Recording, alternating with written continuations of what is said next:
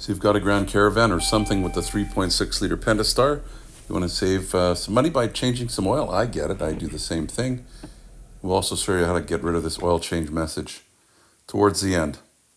This is presented in 4K, something new I'm trying out. Hopefully you like it. If you do, maybe leave something in the comment note as to what you noticed as to the quality of the video itself.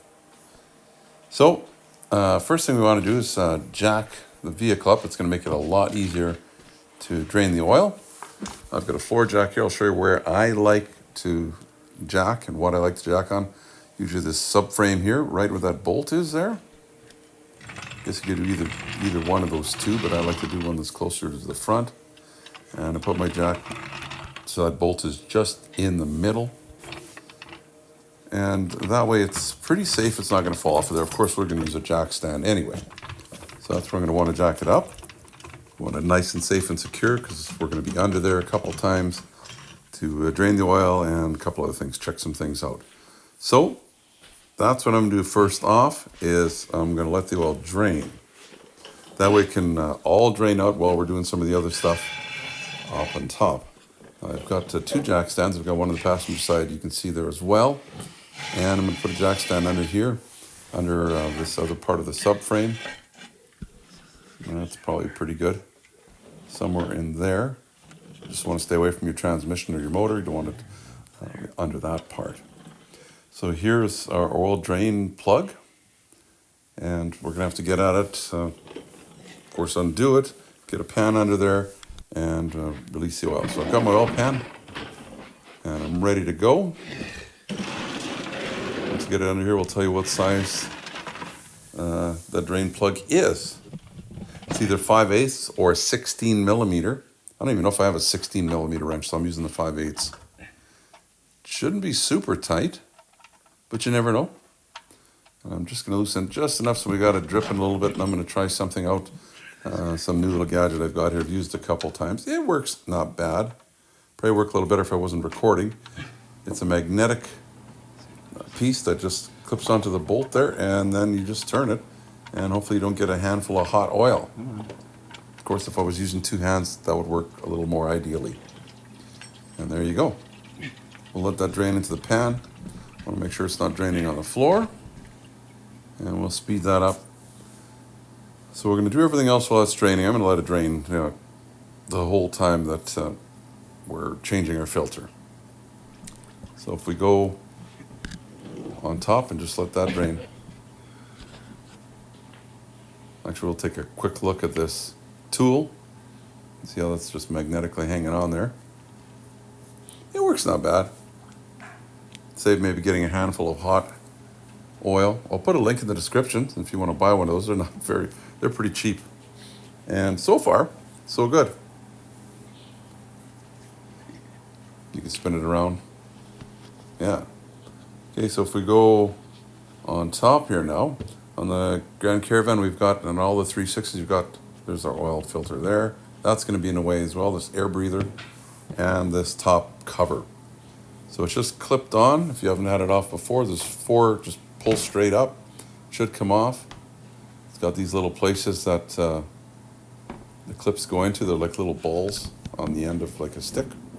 That's the only way I can explain it. They probably have a real name. And I'll show you a little closer where they are. So there's one there. There's one there. Those are the two in the front. And there's one way back in here in the middle and one closer to the air breather. I'll show you when we get to the end. You want to take this hose off as well. It just pops off. It's just air breather hose. And it clips also. Could just, I guess, stick it out of the hood like that. Let's get to this now. You can either screws / little bolts.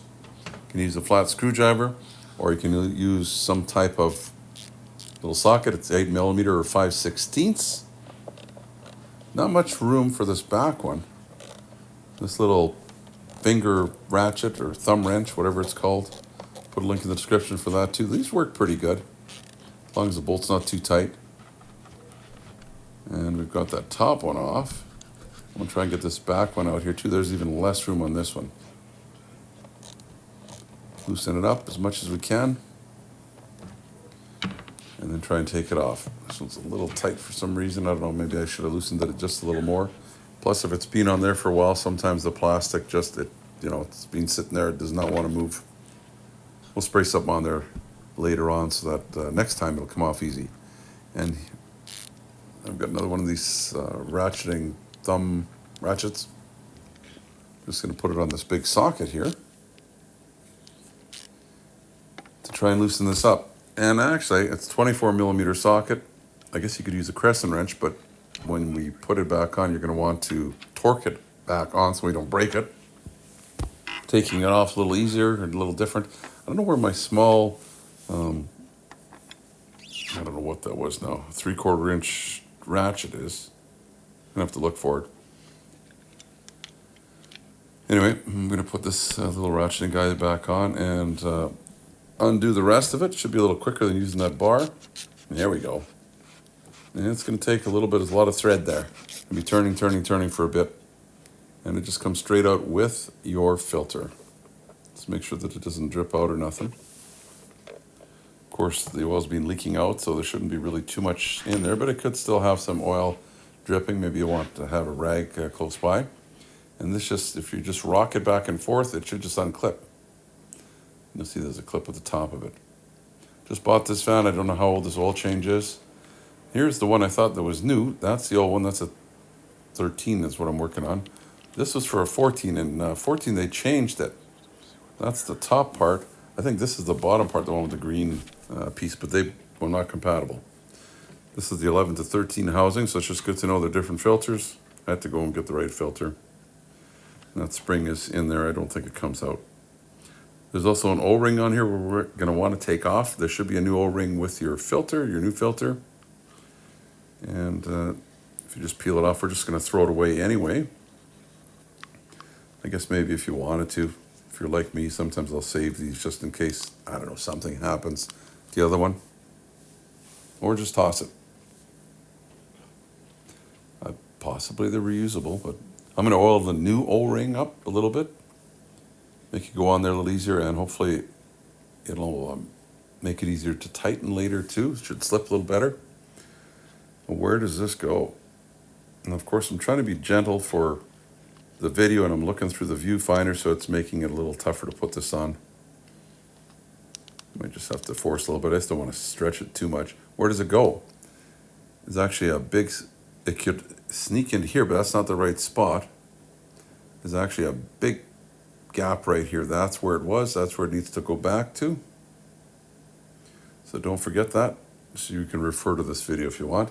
And I think it's the same on either the 11 to 13 or the 14s to whatever the newest van of these is. Is it 20 maybe? But you can kind of see it sitting in there. Good. Now, let's on to the second part here. Here's the new filter, and those things just click into the top. Gently sit it in there and give it a little push. And it can go back into this housing. Again, this is, just bought this a little while ago, so this is first oil change. It was asking for it. I don't know if that was ever reset or not. Oil didn't look that clean anyway. I'm gonna hand tighten this. There's no way I could over tighten it that way. And we're gonna torque it to spec. If you have a inch-pound torque wrench, I think it's, I forget what the foot-pounds is, but most foot-pound torque wrenches start off fairly high, like 30 foot-pounds or something, and I think this is 16. 216 inch-pounds anywhere, 40 or 24.4 Newton meters for the Newton meter people there. There you go. Don't over-tighten it, it could crack. That wouldn't be good. Now these housings are notorious for leaking. It's called an oil filter cooler housing. And I ran across this little scope. I'm gonna see if I can I think this one is leaking. I'm just gonna see how easy it would be to take a peek in there. I can see there is something in there. It looks like oil, but was it spilt when somebody did an oil change or what? This wasn't super crazy money or nothing, and the quality looks not too bad. It's just figuring out what's right side up and what's upside down. and how to get it to bend the right way.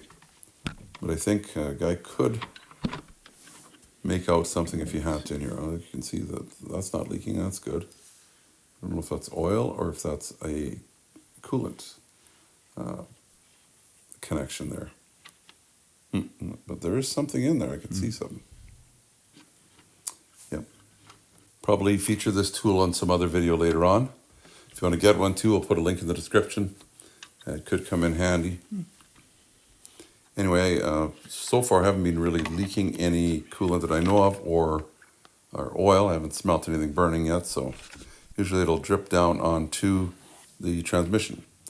This is what it is anyway, link in the description. Let's get back to our oil change. So probably should have had this kind of hanging out earlier.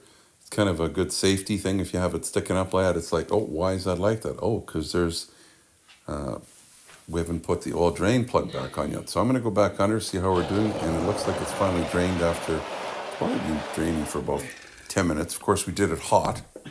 Nice and hot, it'll come out a lot easier. And put our plug back in by hand. I see there's a little plastic washer in there. You want to make sure yours isn't wore out. Should help it a little bit. And then we'll tighten it up. I'm going to just tighten it up by hand. It is to 20 foot-pounds or 240 inch-pounds or 27.1 Newton meters for the Newton meter fans out there. Good. I've got that on. Just take a little bit of brake clean. I'm just going to clean it up a teeny bit just because there's a little bit of oil in there. That way it's not dripping on the driveway later on. Clean it up just a little bit. I know I'm getting a little fancier. What I did on the last vehicle too is I wrote down how big that drain plug was on the bottom of the pan, but for some reason I forgot to in this one. Oh well. Let's get back up and start putting some oil in it. This cap's got a little bit of moisture in it due to the thermostat was stuck open for a while, and now it's getting to winter time. This is November, end of November 2024. And a video coming up in a week or two, hopefully, on doing that.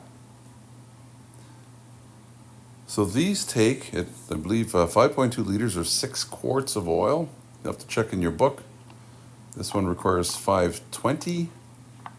I have run 530 in some of these engines for the summer, but this is winter and we can get the minus 40s here, so minus 40 Fahrenheit.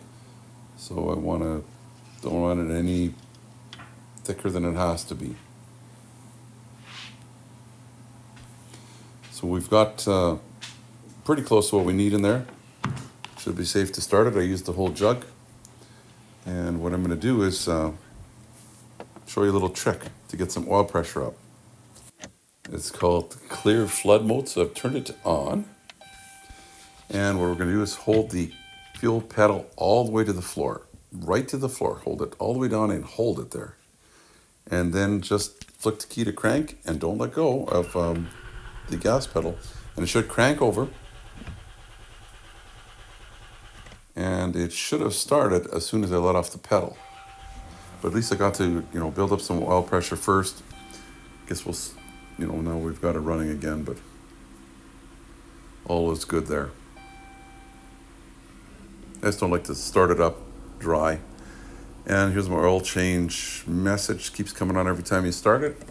How do you get rid of that? I'll show you right now. Now, you want to turn your key to on, but don't start it, like into the run position, but not start it. And then your gas pedal again, you're going to want to press it to the floor 3 times. Sometimes we'll press it 4 by accident. So just go 1, 2, 3.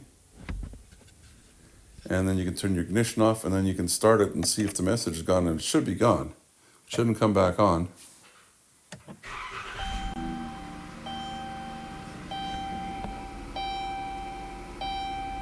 Is it going to come back on? No, it won't. See? So that should be good. Sweet.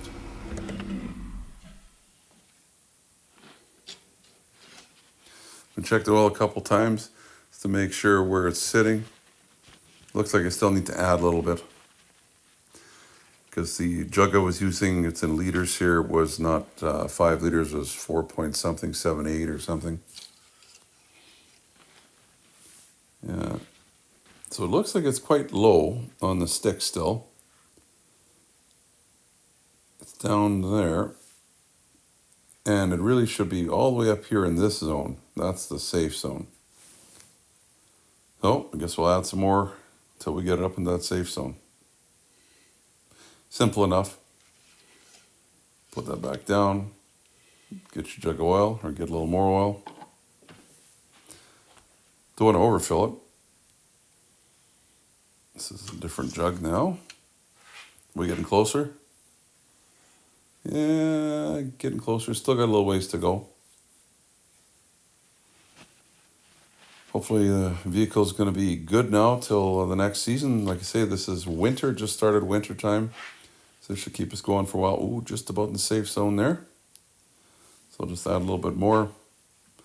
And looks like we're pretty good there. I'm going to drive around a teeny bit with it and check it in a few days. But it looks like we should be okay. Now we're going to put our air breather back on here. Just use a little bit of WD-40. Just spray just a teeny bit on here, just on both of these surfaces. Just so that when we put that rubber hose back on, it'll have a bit of flexibility, or won't be kind of glued on there. Won't be sticking. Is that the word?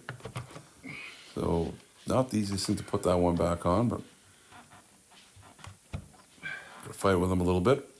And then we'll tighten them up. Again, oh, you can see there's some indications here as to how this lines up. Can't really mess that up. Tighten those guys up. And we're just about done. These little tools work not too bad if you're going to be working on your vehicles a lot. Get that one back on there. Hand tight, should be good, because it's just air. You don't want it leaking, of course. But I'm going to put this hose back on. And if you move it like that, it's like, oh, it unplugged on this other side. Where was that now? So I'll show you. It's just some kind of a vent from the intake.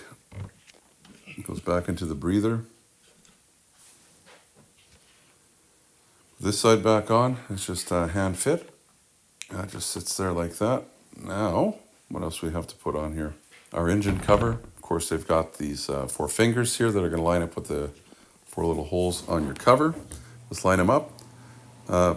Also in the top right-hand corner, you'll see the yellow flashing arrow pointing to a playlist of the Grand Caravans. We've got a whole bunch of videos on there, and I'm adding to them all the time. So maybe take a look at that.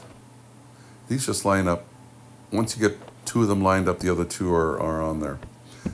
Write your mileage down somewhere so you know when you need to change it next, because sometimes the engine monitor will tell you to do it earlier or later than recommended. Take your vehicle off the jacks and go for a little drive just to make sure, and then check again and make sure you don't have any leaks. Then maybe check your oil once a month and you should be good.